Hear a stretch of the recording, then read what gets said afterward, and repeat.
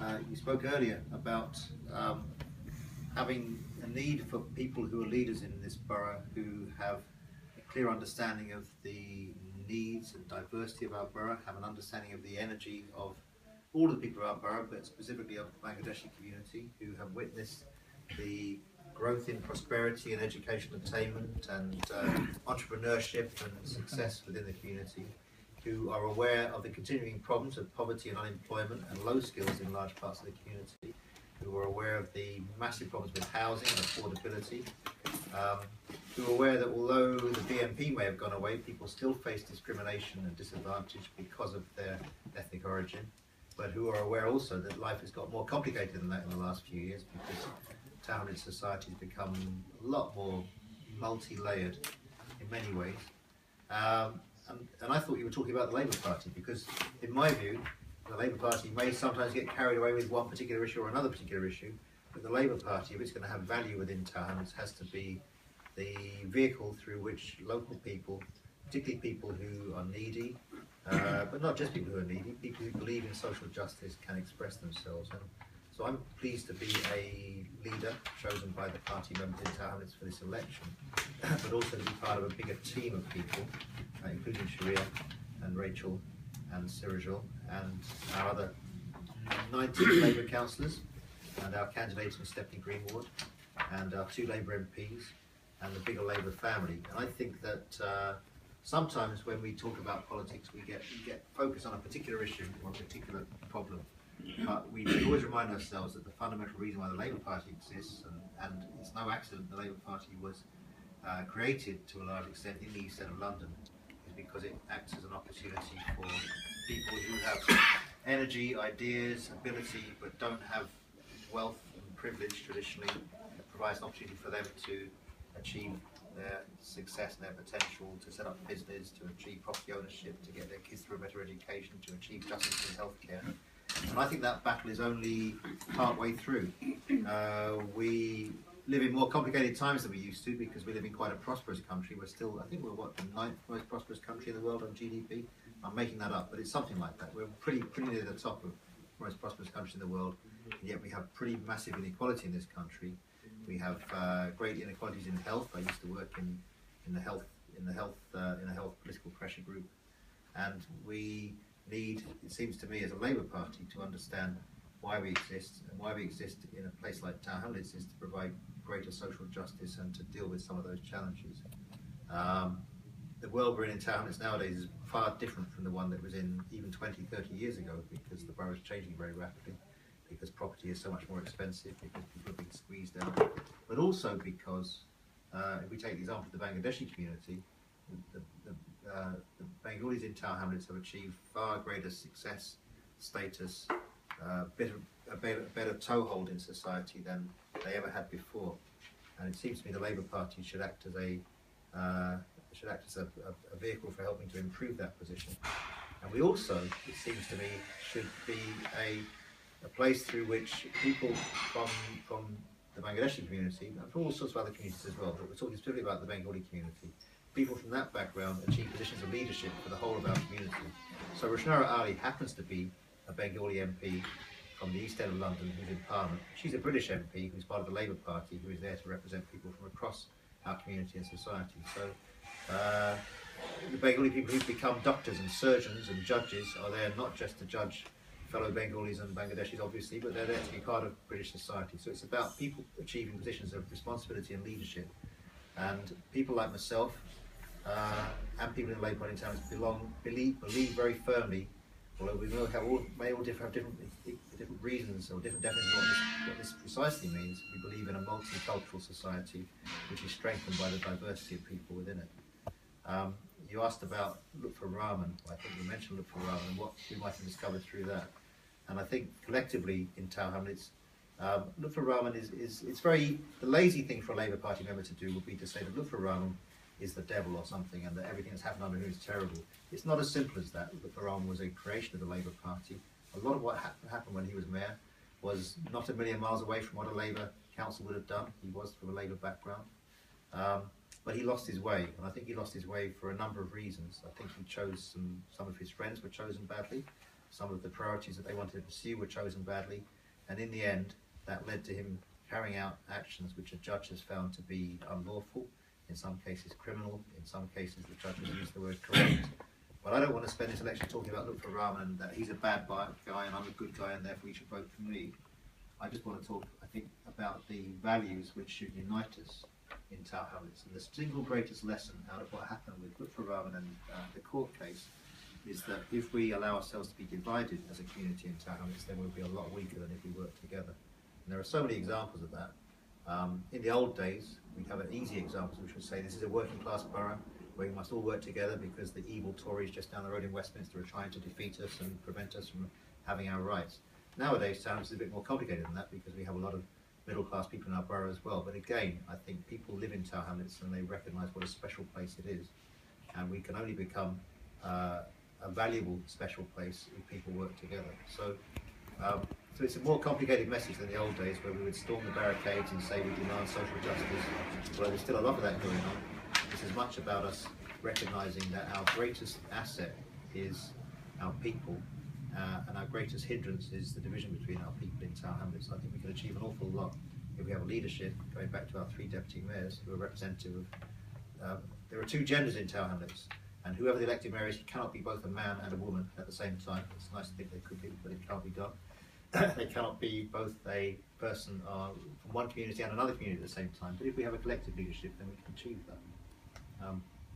So I'm proud to be part of a bigger family, a Labour family, and I just happen to be the person who is standing to be the mayor of Tower Hamlets. If you get to know me, some of you do know me, you'll know that I have a particular personality, a bit like everyone else does. Lutfur Rahman does, Rushnara Ali does, Sharia Khatun does. My personality includes a very bad sense of humour. But it also includes, I think it's quite a good sense of humour, but other people think it's a bad sense of humour. And it also includes, I'm a fairly shy and private person, so I don't seek to be on a statue or on the top of a platform. I'm quite happy to be sitting in the corner of the room while other people are successful. I think that's fine. If we can get things done effectively in towns for everyone else, if all our kids in schools can get excellent results, if people who are unemployed can get a job in Tower Hamlets, or in beyond Tower Hamlets, if we can achieve excellence, then we can get a reputation for being a place which is what the East End has always been, a place where people come from a modest background and achieve great things, then that would be a great success for us as a Labour leadership in Tower Hamlets. That doesn't even answer your question, does it? Well, no, go on. And I'll not ask you. What about your GLA membership? Are you going to resign or already declared that you will resign, or depending on your mayoral... well, first of all, we need to trust the people of Tower Hamlets to make a choice in the election in 2 weeks and 2 days' time. And if they want to have me as their mayor, then I will become their mayor, and I will devote my time wholeheartedly to working as a mayor. I will work, 5 days a week in Town Hall. I will have some duties at City Hall. There is an understanding at City Hall that for elected constituency members at City Hall, the cost of a by-election would be massive. It would be over £500,000, and there's only 11 months to go to the next election, so it would make better sense for me to take a quieter role at City Hall and then not stand in the election in May next year. But my primary responsibility will be to the people of Tower Hamlets. And what I would also do is I wouldn't take 2 salaries as well, in case people think that they should attack me because I'm going to take 2 salaries. There's a formula for people at City Hall who become members of Parliament that they take 1/3 of their City Hall salary and they take their salary in Parliament, and I would do something similar to that. It gets boring if you go through the detail, but it means that I would be mayor for less than the mayor's salary in Tower Hamlets while I was still a member of City Hall. So if you win, then you will not standing it again. I will not stand again in City Hall if I win the mayoralty. And if in case the result outcome is negative, then you will continue for the next election. You will stand again. The Labour Party would have to decide if they want me to, but I think that may happen. Yeah. If I don't win this election, I'll make way for the next generation, who may well be in this room. Siraj is 4 years younger than me. No, I'm asking about GLA. Sharia is 48 years younger than me. And Rachel is 104 years younger than me. Anyway, so they are the next generation. No, so you are not if you lose, then you are not standing for GLA next time. Oh no, I'll probably stand for GLA next time, but I would let people in Tower Hamlets find out who the next leader was. But I'm planning to win. We fight to win, and that's what we're intending to do in 2 weeks' time. And there's an allegation that I would say that your opponent are telling that yes, you use, so for example, they say that they use religion, because of using religion, Lutfur Rahman has been reprimanded or lost his mayoral post. So you also going to, say for example, religious places and asking votes or using a mosque. This type of, what would you say in terms of these allegations? I have never asked for a vote from anybody in a mosque or indeed in a church or a synagogue or a gurdwara. I would never do that. There may be Labour people who've done that, but I have not done that. They may have even asked people to vote for me, but I have not done. I don't believe in doing that. I think, in fact, we had a problem 2 weeks ago where somebody introduced me in a mosque in 100 Roman Road, and they suggested that people should think about supporting me. And that caused some unhappiness, and I decided after that for the duration of this campaign, I will not go inside any mosque at a time of prayer and speak to people about the election, because I don't want there to be any confusion. I think our mosques and our churches and our synagogues and our gurdwaras and all places of worship should be independent of politics.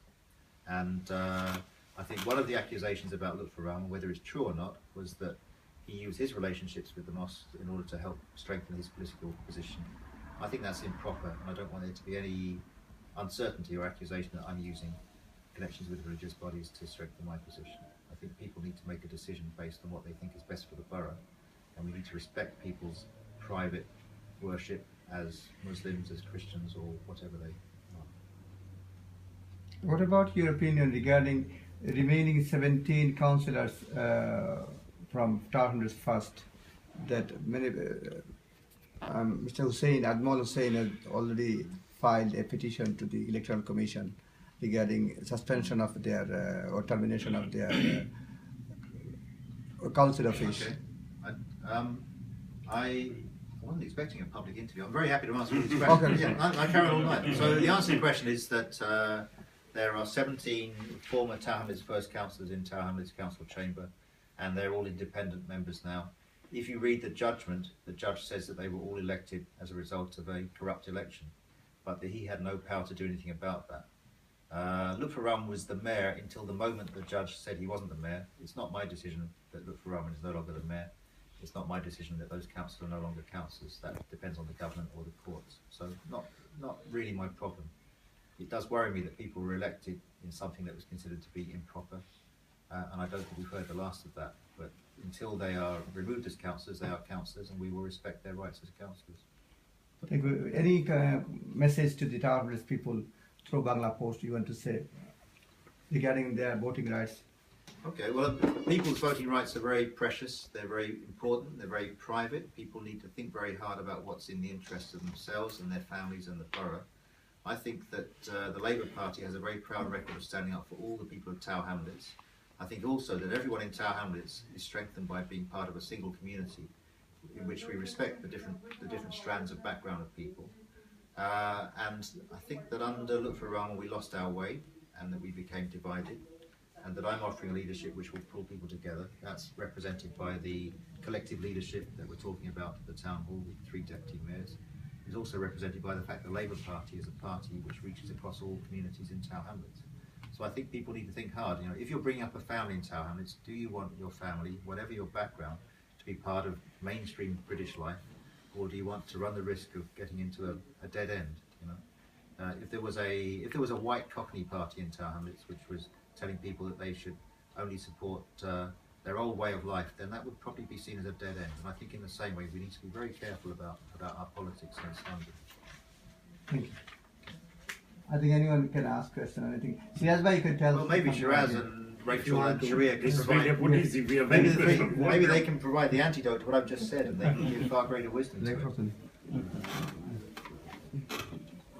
Mr. Monsoon, Can I request our senior leader to say something, please? Thank you for inviting. I'm not answering any question. Just And I'm not asking any question at all because I'm asking. Let me express my opinion on this issue.